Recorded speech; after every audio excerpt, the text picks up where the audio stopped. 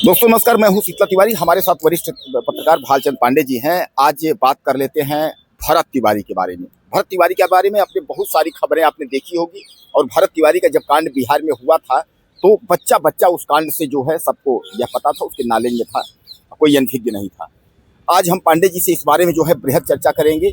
सबसे पहले तो आप समझ लीजिए कि भरत तिवारी मामले में 11 लोग जो थे, एसडीएम दरोगा, छोटे दरोगा, जो भी एसटीएफ के जो भी लोग थे, 11 लोगों की गिरफ्तारी जो है सीजीएम कोर्ट से आदेश हो चुकी है। अब ये मखनचू जो है यह जल्द ही जो है गिरफ्तार हो जाएंगे। जिनको यह पता था कि कुछ नहीं होगा, इनकाउंटर के बाद सब कुछ ठीक ठाक हो जाएगा, चलिए वो सब तो हो रहा है, सीजीएम कोर्ट ने आदेश भी दे दिया है। अब दूसरी जो बड़ी खबर है वह खबर यह है कि भरत तिवारी के परिवार में यह कहा जा रहा है कि उनको आर्थिक सहायता, और आर्थिक सहायता के बाद उनको एक सरकारी नौकरी। यह सम्राट चौधरी यानी जो है सम्राट जी, जो वहाँ के बिहार के जो मुख्यमंत्री हैं, उन्होंने ऐलान किया है कि भरत तिवारी के परिवार को जो है दिया जाएगा। उन्होंने भरत तिवारी के माँ को और बहनों को और उनके परिवार वालों को बुलाया भी है। इसी पर अब जो है बिहार में संग्राम छिड़ गया है। पांडे जी, उस वक्त तो नहीं लगा था कि सम्राट चौधरी ऐसी कोई मदद करेंगे। उस वक्त तो इन लोग के परिवार को लगा था न्याय मिले न्याय मिले, लेकिन अब तो सरकारी नौकरी मिल रहा है और उसके बाद जो है तमाम आर्थिक सहायता भी मिल रही है, पूरी सहानुभूति है। यह भी कहा जा रहा है कि उनका शहीद का कहीं न कहीं स्मारक भी बनेगा। क्या कहेंगे दर्शकों को? पहले तो सभी दर्शकों को नमस्कार। तिवारी जी देखिए, इतने आसानी से नहीं मिल रहा है। गवर्नमेंट की स्थिति आप देखिए, क्योंकि जो भरत तिवारी का क्षेत्र है वो पूर्वांचल उत्तर प्रदेश से सटा है। पूर्वांचल कहा जाए या उत्तर प्रदेश में 27 का चुनाव है, बहुत प्रभाव डाल रहा है। और रही बात भरत तिवारी के मर्डर के बाद बिहार में एक उपचुनाव हुआ जो कि बीजेपी का गढ़ था तिवारी जी, और जो बीजेपी जिस पर अहंकार करती थी कि हम वहाँ से कभी नहीं हारेंगे। और वर्तमान बीजेपी जो अध्यक्ष हैं नवीन कुमार जी, नितिन नवीन जी, उनका जो है क्षेत्र रहा है, वहाँ से वो विधायक चुन के आते थे। और सोचिए कि वो गढ़ अपना हार गए।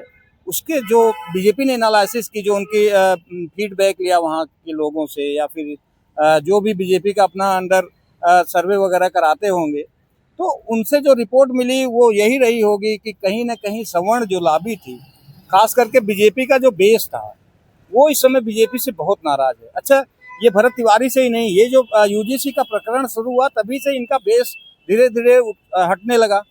देखिए, सबका अपना एक झंडा उठाने वाला है। सपा का अपना अगर कहा जाए तो एमवाई समीकरण है, झंडा उठाता है। मायावती जी का अपना जो है वो दलित वोट कार्ड है। चंद्रशेखर का अपना दलित वोट कार्ड है। तो जो कांग्रेस से जब सवर्ण छटका तो बीजेपी का बेस बन गया, और जब से सवर्ण बीजेपी से जुड़ा तब से बीजेपी पटल पे आई। वही सवर्ण या वही वोट बैंक आज जो झंडा उठाता था, आज झंडा उठाने के लिए तैयार नहीं है। ये कहीं ना कहीं बीजेपी को बहुत बड़ा संदेश था। बीजेपी की हार के पीछे भी वही उद्देश्य था, वही कारण था। और रही बात आने वाला 27 का जो चुनाव है, बीजेपी कहीं ना कहीं उस समीकरण को साधते हुए उन्हें लगा होगा कि अगर हम ये कदम नहीं उठाते तो ऐसा ना हो कि हमारा जो है बिहार के साथ साथ बीजेपी उत्तर प्रदेश में भी बीजेपी का सुपड़ा साफ हो जाए। ये बहुत बड़ा प्रकरण है।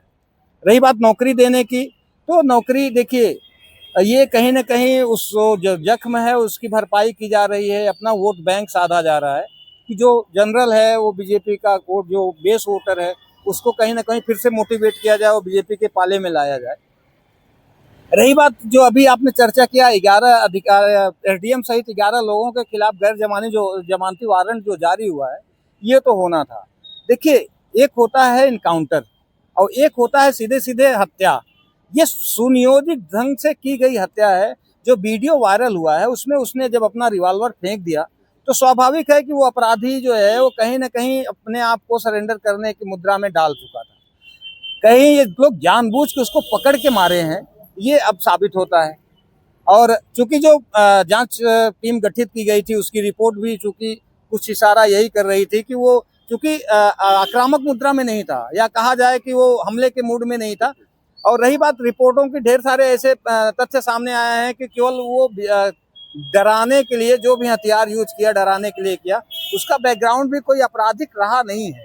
फिलहाल उसने एक अपराध तो किया ही था कि उसने हथियार हाथ में उठाया था, लेकिन हथियार फेंक दिया था तो इतना बड़ा अपराधी भी नहीं था कि इस तरह पकड़ के उसका इनकाउंटर कर दिया जाए। इसलिए ये कहीं ना कहीं कानून के कहा जाए कि लोगों का भरोसा जगाने के लिए कानून में ये कदम न्यायालय द्वारा उठाया गया। और जो प्रशासन है वो तो अभी भी लिपापोती करने के ही चक्कर में था, चाहे पुलिस प्रशासन हो चाहे वहाँ का न्यायिक प्रशासन हो, सब ऐसे ही रहे। ये तो न्यायालय ने थोड़ा कदम उठाया है, एक पारदर्शिता दिखाई, किस तरह के अगर कोई अधिकारी हो कर्मचारी गलती करेगा तो उसके खिलाफ जो है न्यायिक कार्यवाही की जाएगी।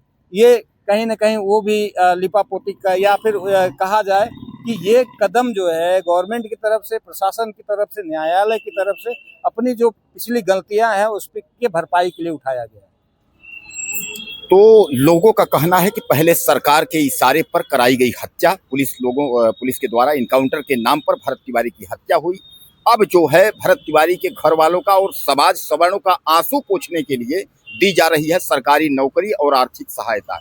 यानी कुल मिलाकर के जो है अब सरकार जो है जब पचड़े में फंसी, जब सरकार का छीछा लेदर बिहार से लेकर उत्तर प्रदेश तक होने वाला है और शुरू हो चुका है, तब सरकार और सम्राट चौधरी लोग यह समझे कब क्या होना चाहिए।